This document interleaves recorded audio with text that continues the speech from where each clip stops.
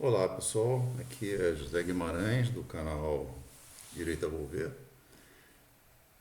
Primeiro, desculpar pelo tempo que eu andei afastado aqui das nossas comunicações, nossos vídeos, mas é que esse turbilhão de acontecimentos no Brasil realmente às vezes deixa a gente bastante desanimado, né? Até sem vontade de falar ou de fazer qualquer coisa, né? Porque é impressionante a capacidade dos políticos, das autoridades do Brasil tem tanto ódio do povo brasileiro e do próprio país, né? Eles só pensam no próprio umbigo o tempo todo. Mas a gente não pode desistir, porque toda vez que os bons desistem, os maus tomam conta. Então vamos lá. Eu vou tentar hoje fazer uma recapitulação, como é que se diz essa palavra quando você faz uma revisão do passado, né? Tem uma palavra que eu esqueci agora. É sobre as origens da esquerda e suas narrativas falsas, né? Esse seria o primeiro vídeo, onde como surgiu essa teoria do fracasso, né? Que apenas justifica você ser mais vagabundo para ser sustentado pelos outros. Todo fracassado adora o comunismo, né? E todo ladrão também, né? Porque ali é a forma que ele tem de fazer o que ele quer sem ter uma democracia para impedir que ele faça as barbaridades que ele faz, né? Os comunistas. Eu vi uma vez um padre falando sobre como é que pode achar que uma coisa que você vai botar alguém mais poderoso do que os poderosos para dominar os poderosos pode ser uma coisa boa. A essência humana de pessoas assim é ruim. Eles não querem construir, eles estão pensando apenas em destruir, que é a filosofia do comunismo, destruir tudo que existe e implantar tudo novo de acordo com o que eles querem. E se você discorda, você vai ser afastado em várias possibilidades da palavra afastado existe, né? Afastado da vida de trabalho, a vida social, a capacidade de sustentar, ou então, eventualmente, afastado da vida humana, né? Que eles mataram mais do que todas as guerras somadas no mundo em todas as épocas juntas. Todas as pandemias, tudo junto, somado, não matou o número de humanos como os comunistas mataram. Bom, vamos começar então. Até onde eu consegui pesquisar, uma coisa que seria bem marcante para o início dessa coisa esquerda e direita foi na Revolução Francesa, onde eles pregavam que o povo, que realmente não estava sendo bem tratado pela realeza, mas existia uma estrutura montada que bastava ser corrigida ou melhorada através da democracia, ela foi totalmente massacrada. Eles degolaram as pessoas, né, e destruíram tudo que havia estabelecido lá. O Edmund Burke escreve muito bem sobre isso, cartas sobre a Revolução em França. Vale a pena ler esse livro, que é muito bom. Eu já li, realmente, o que ele diz naquela época é o que a gente vê acontecendo hoje em dia. O cara tinha uma capacidade analítica fantástica, né? Então, a Revolução Francesa foi mais ou menos um embrião que criou essa teoria desses fracassados, né? Que vieram a seguir. E um deles foi o Karl Marx, tinha uma capacidade de escrever em termos acessíveis as maravilhas de uma igualdade social.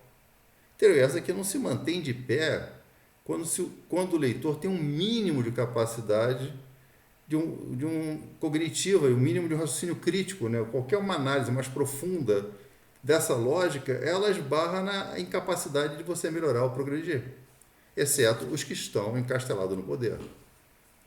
Me parece que é o que eles querem realmente, eles não estão preocupados com o povo, né? Basta ver os países que adotaram esse tipo de política, como é que o povo é tratado, né? O povo vive na miséria e eles vivem no luxo, na riqueza, tudo que as benesses do capitalismo pode fornecer, né? Tudo que as belezas do capitalismo pode te oferecer, né? Então, Karl Marx era Karl Marx. Karl Marx era um fracassado, um vagabundo, que vivia às custas de Engels, que era o companheiro dele, que era rico de família. Tinha uma indústria têxtil, se eu não me engano. Ele não foi capaz de trabalhar em nada, ele era um vagabundo, ficava em casa escrevendo. Tinha uma capacidade boa para escrever, vagabundaço, né? Ele não foi nem capaz de manter a própria família direito, né?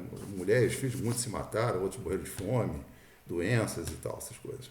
O que é uma tristeza, mas mostra bem quem é essa desgraça, essa porcaria que criou esse lixo que as pessoas até hoje admiram e fazem status para aquela porcaria lá, né?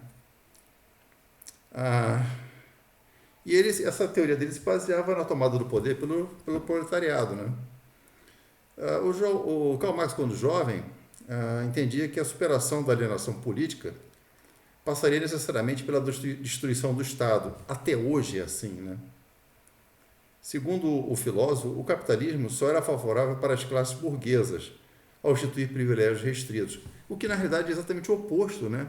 O capitalismo gerou a riqueza que permitiu que as pessoas menos capazes de produzir ou produzir com melhor qualidade tivessem uma vida melhor, porque só a riqueza melhora a vida das pessoas. Quando você diminui a riqueza, as pessoas se empobrecem.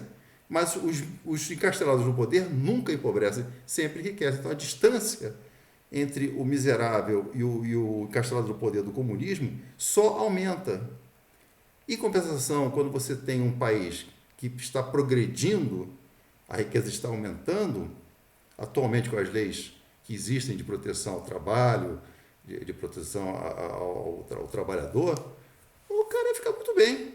Não tem como não melhorar, né? Vai melhorar o salário, vai melhorar a produção, vai melhorar o consumo, vai melhorar tudo.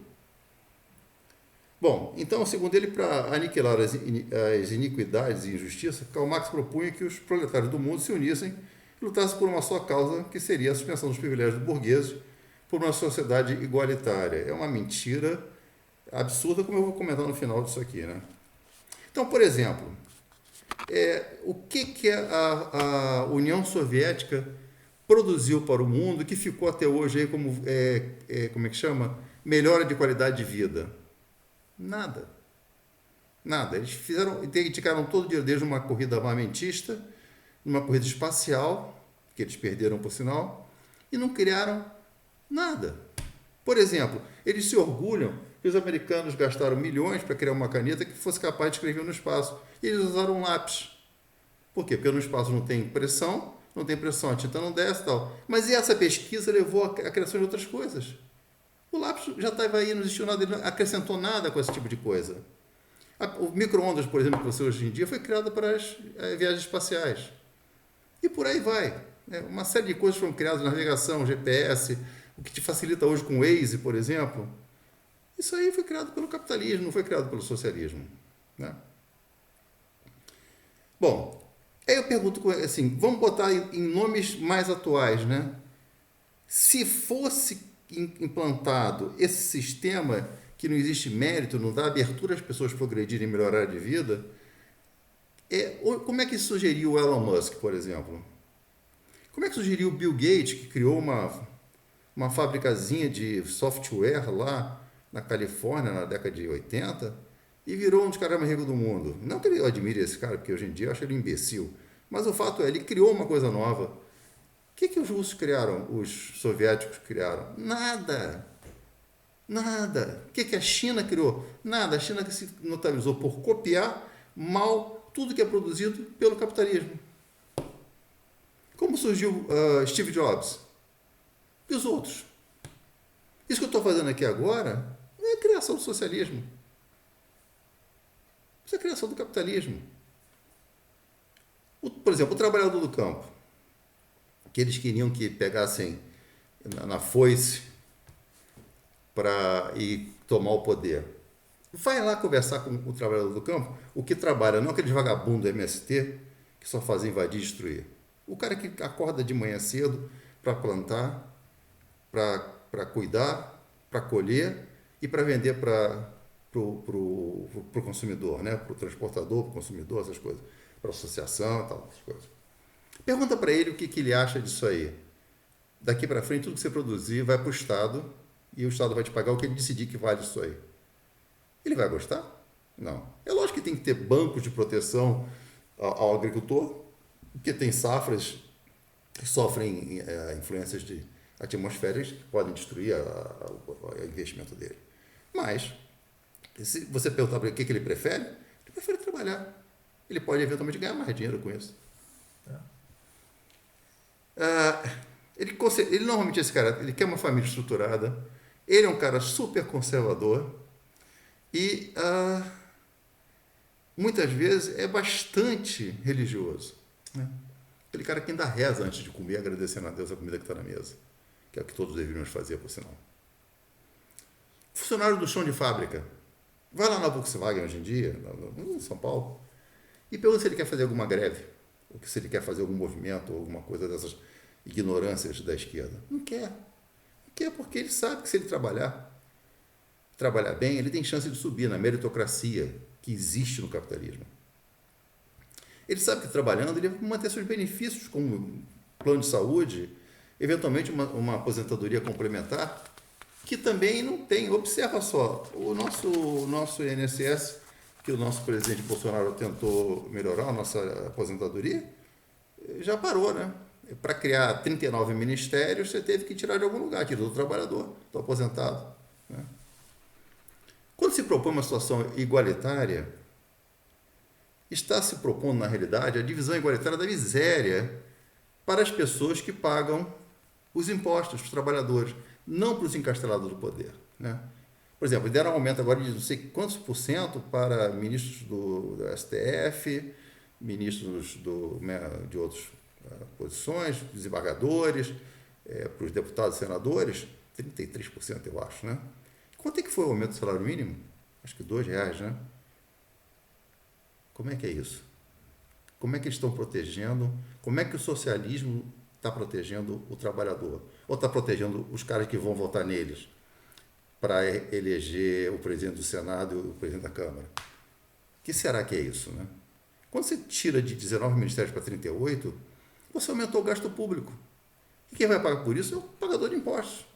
E não necessariamente vai melhorar a vida do pagador de impostos. Teve um ministro aí que disse que colou para passar na prova de economia porque não estudou economia na vida dele.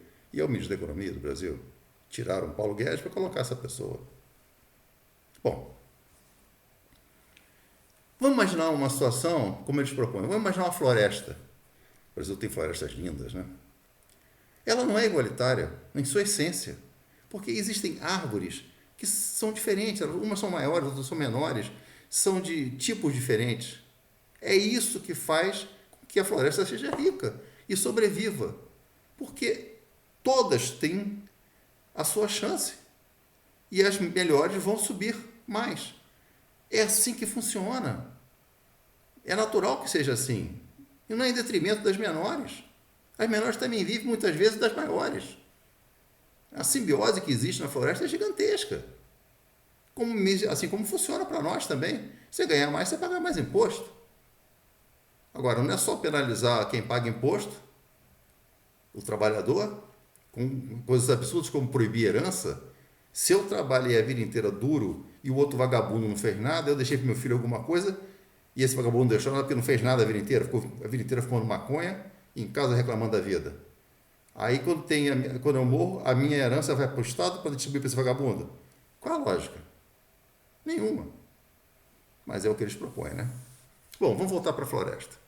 Os rios são de tamanhos diferentes. E eles não são em todas as árvores. Elas passam por lugares diferentes, com árvores à volta deles e outros que não estão tão perto. Do rio, muitas coisas vêm para a árvore. Por que essas árvores perto do rio têm que ser penalizadas porque estão perto do rio? Não tem que ser, né? Por exemplo, onça é um dos animais mais poderosos da floresta. Muito mais poderoso do que a anta. Mas uma não vive sem a outra. Elas são necessárias, as duas.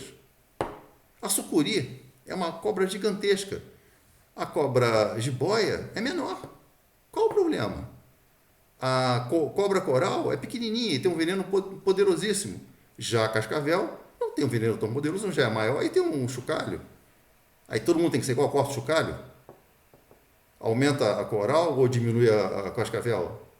Não tem sentido, não tem o menor sentido isso aí, tudo é um absurdo. Essa igualdade que eles querem, eles dizem que querem, é totalmente sem sentido. Basta passar um minuto pensando que você vai ver que não tem como. Para que essa floresta seja realmente igualitária, teríamos que transformar essa floresta, essa maravilha, em um deserto.